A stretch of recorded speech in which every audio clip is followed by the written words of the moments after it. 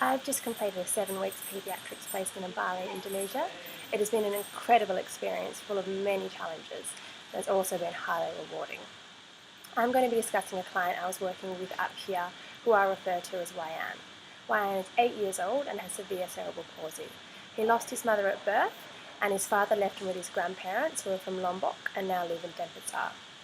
Wayan's family cannot afford therapy services, so attend a Saturday group in Canggu that I was volunteering at. This group has been set up for people and their families who cannot afford or cannot access healthcare services. So this was the only contact they had with any health professionals. Wayan spends all day lying down and is only able to sit up and only has the opportunity to sit up when his grandma supports him sitting on her lap. He has excessive high tone in his lower limbs and his legs often adduct at the hips and crossover.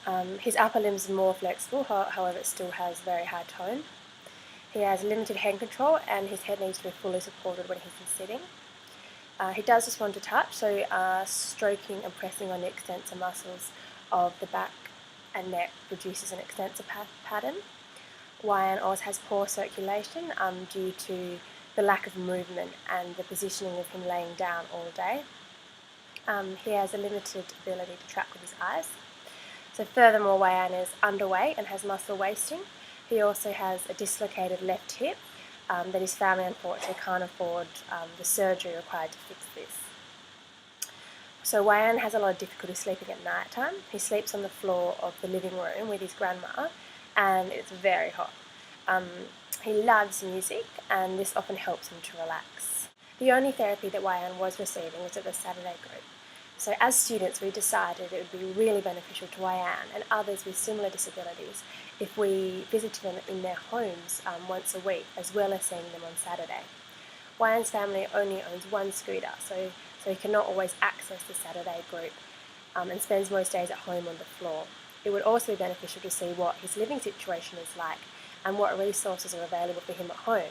For example, I was wondering what kind of position he spends most of the day in. Do they have cushions to support him? Are there toys or anything for him to play with and practice grasping? So all these kind of things I thought would be really great to see by going to visit him in his home environment.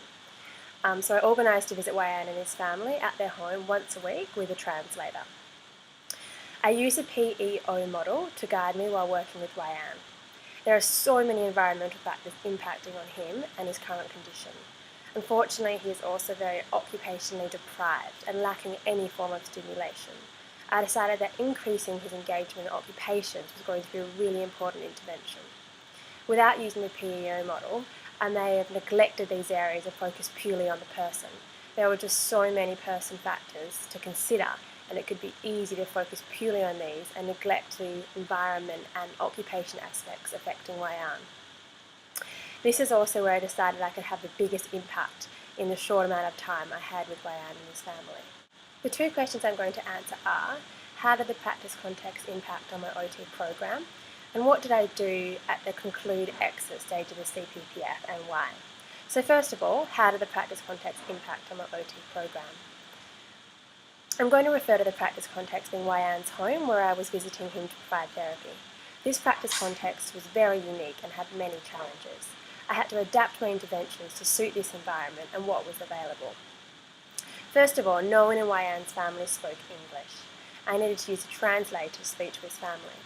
Before visiting Wayan at his home for the first time, I had discussions with my translator about how I could be culturally appropriate and respectful while visiting their home. Wayan's whole extended family lives in one small house in the back streets of Denpasar. It is very small, crowded and hot. I would spend my time there in the front room, which was also the living room, as well as where Wayan and his grandmother slept on the floor. It was obvious when I arrived that they did not have many resources to work with, and they were very poor. There were some cushions I could use for positioning, but that was about it. I needed to bring all equipment with me, for example toys for grasping and stimulating Wayan. There were no other health professionals present, so I used my translator a lot. I would get him to assist me when necessary. It also allowed me to utilise his family a lot and as much as possible to include them in every session. On my first visit, I introduced the need to stimulate Wayan and assist him to interact with his environment. I realised that positioning was really important, as he's currently spending all his day on his back with his lower limbs and hips adducted. I used pillows that they had to place in between his legs to prevent them from crossing over. I needed to be very careful because of his dislocated hip and did not want to cause any pain. If I was in Australia, there would be a lot more equipment available to assist with positioning and seating. This was not available in the practice context, and I had to adapt my interventions to fit in with what was currently available at their house.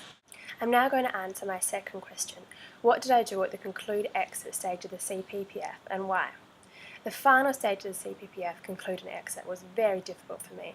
I wish they could have had more time with Wayan and his family.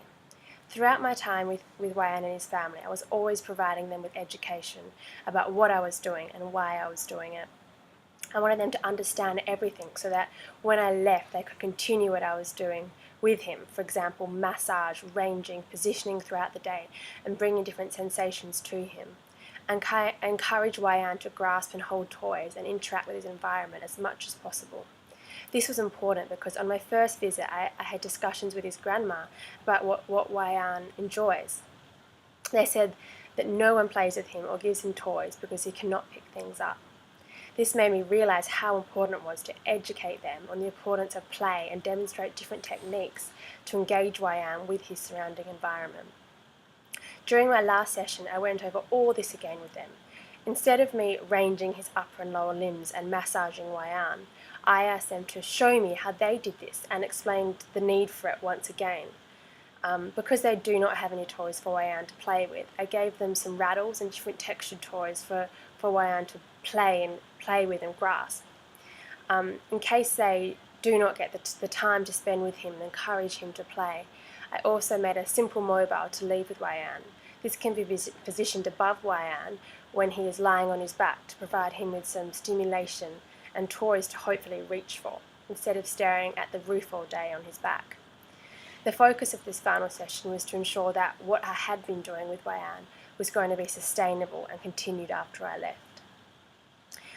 The family was very sad that I was going back to Australia and wanted to exchange emails so we could keep in touch. I did not tell them, but I am hoping to fundraise so I can provide Wayan with an appropriate seating device so he does not need to spend his day on the floor. I plan to visit Wayan and his family again in the future and will continue to monitor his health and progress via email with his family.